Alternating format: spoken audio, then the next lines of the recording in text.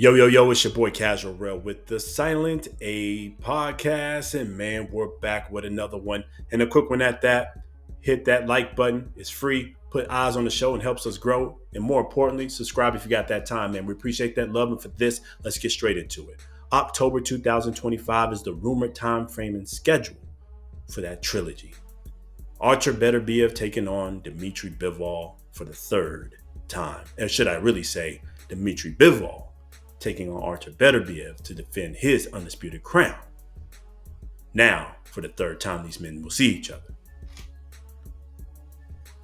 It's time to silence the critics. Time to get this done, signed, sealed, and delivered. If you've been following us, you know I really don't like back-to-back fights, back-to-back trilogies. I don't even like the Katie Taylor and Amanda Serrano trilogy.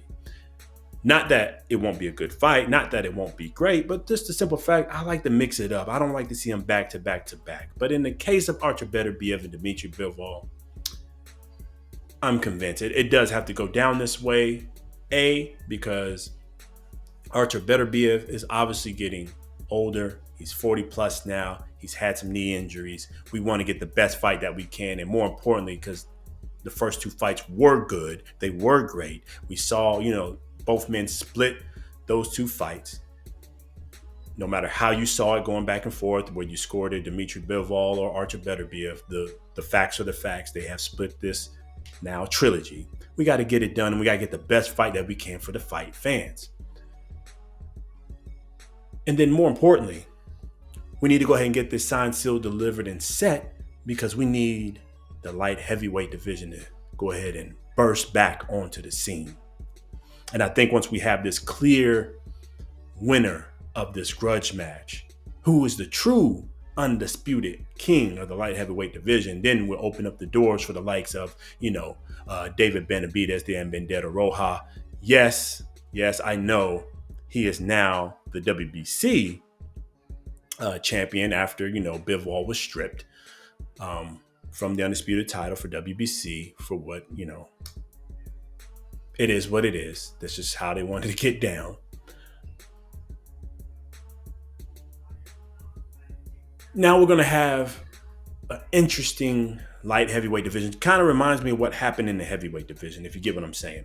When we had a long reigning champ, in this case, that was the likes of Artur Beterbiev, really running the scene, owning that scene of the light heavyweight division, just like the Klitschko's did back in the early 2000s or early 2010s.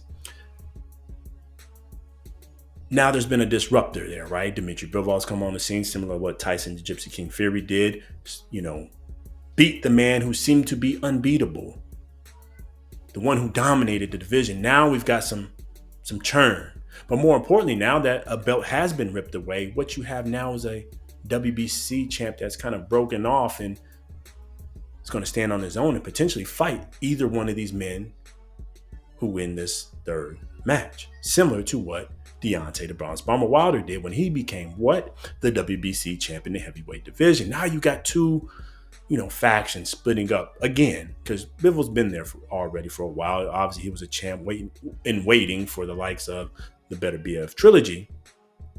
But they've been around for so long. It's been stagnant, but now we're mixing it up. You got the new blood of Benavidez in the realm. Then you've got the loss to Beterbiev and vice versa, the loss to Bivol. Both men have that, that mark on their record. And we're going to head into this trilogy, October 2025, to settle this once and for all. Who's the king? Who's the man? And then step to the likes of the winner between David Benavidez and rumored Callum Smith, who are going to get it on in the meantime, if not on the same fight night as the trilogy. October 2025. Why are we saying silence the critics, right? Both men have kind of been looked at for their resumes. One for the likes of Artur Beterbiev again. Some feel, yes, the power is there, seems real, but was the talent pool really there? Did he fight the best men? Were they just chinny and susceptible to his shots and breaking them down as he ran into the man who has a solid chin and, more importantly, a warrior spirit? Was the power always there? Was he real? Was he really this guy, or was he just the boogeyman that somebody finally figured out how to step to? Then you got Bivol. His resume has definitely been looked over as not the sexiest. It's actually not as sexy as the likes of Beterbiev, especially in the last year or so while he was waiting for this undisputed match, especially when Beterbiev had got hurt. Yes, Canelo Alvarez is on that resume, but yeah, as we already know, he was 168 pounds, moving up to the 175-pound division. I think overlooked the likes of Bivol and got a boxing lesson. But more importantly, does Bivol have any power?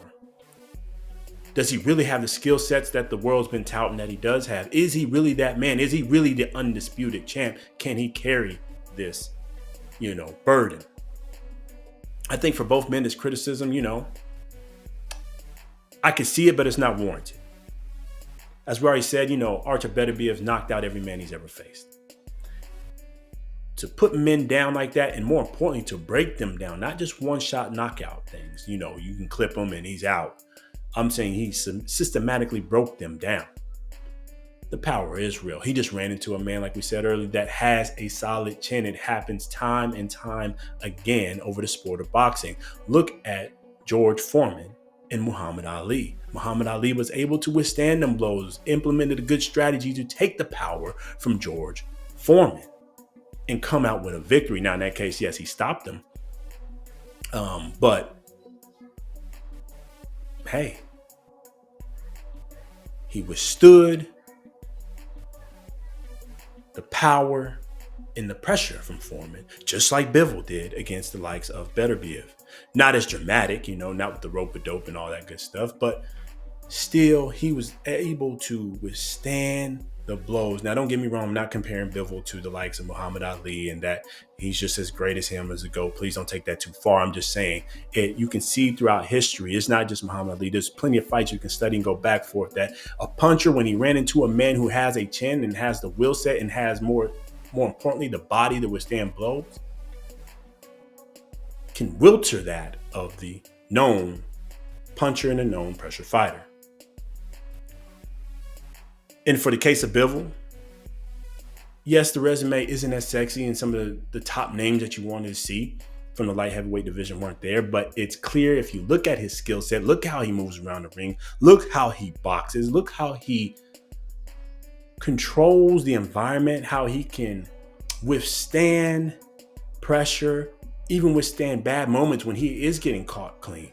How he takes all that in, knows where he's at. That speaks to his ring IQ, his fighter mentality, and his heart. I think what we're going to see October 2025 is both of these men silence the critics once and for all, because we're going to get a hell of a fight, a hell of a scrap between both of these warriors to settle this trilogy. I'm torn on which way I'm going to see it going, but at this point, I'm a Beterbiev fan, but I think I see Bivol kind of taking this one again. And in this case, I think it'll be another decision. Obviously, I don't think Bivol has the power to knock out Beterbiev, but I think he does have that respectable power to implement his game plan, move around the ring, and keep Beterbiev up off of him when he needs to. Similar to how Floyd Money Mayweather does, in his fights. Not a knockout guy, not a hurt you kind of guy, but he has enough power to make you feel it and keep you up off of him and make you think once or twice while you're trying to come in and do your thing. Just seeing the trajectory and, father time is what it is, man. It starts breaking you down overnight, especially after 40 plus in the fight game. Knee injury, 2 brutal back-to-back fights, 24 rounds already with the same person. I just see Bivol probably itching this one out again based on ring IQ and movement and youth. That does not mean Beterbiev can't turn this thing around and, implement his game plan. What I want to see from him, actually, outside of just the punching, I want to see him be a boxer puncher a little bit more and not just go for the hurt game. Go for the volume game. Go for the point game, meaning land clean, effective punches, but in volume. Try to hurt him, yes, but don't put a whole lot of stank on it.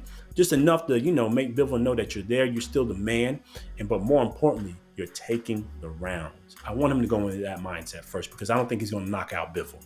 24 rounds right now, that's a tough task, but can he do it? Hell yeah, man. He's knocked out everybody else he's fought. He could do it. He could, pressure and catch him clean, but I think it's going to take a whole lot, and I think that's going to walk into something that Bivol's prepared for. Either way, I'm excited for this fight, October 2025. We'll get the exact date. It starts rolling out. But, hey, it's time to get this done, signed, sealed, delivered so we can get that David Benavidez Callum Smith smoke finally, whoever that winner may be, and run an undisputed fight again. Now, in that case, I have in Vendetta Roja taking that. David Benavidez is a hell of a fighter who throws a lot of punches and bunches, and himself who has a heart of a champion and a warrior. Either way, man, we talked too long on this, man. Hit that like button, comment below, and as always, subscribe if you got that time, man. It's your boy Casual Up, the Sign A Podcast. Until the next time, peace.